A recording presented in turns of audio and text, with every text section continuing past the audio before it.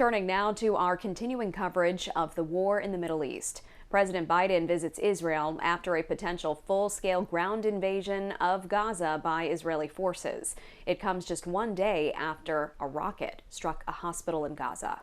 Madeline Rivera has more. One day after a rocket strike at a crowded hospital in Gaza, President Biden says Israel is not responsible. As long as the United States stands, and we will stand forever, we'll not let you ever be alone.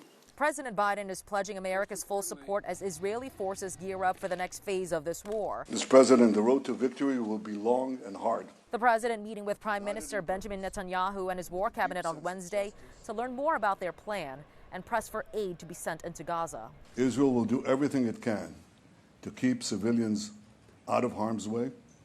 We have asked them and will continue to ask them to move to safer areas. The second half of Biden's trip, a stop in Jordan, was canceled after a rocket struck a hospital in Gaza on Tuesday. Israel said it was the work of the militant group Islamic Jihad, which is trying to blame Israeli forces.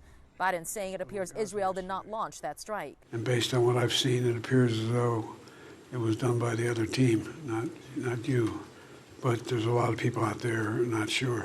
The incident is prompting protests across the Middle East and renewing fears that other Iranian-backed militant groups could jump into the conflict, something Israeli forces say would not be a surprise. They are concerned about their investment.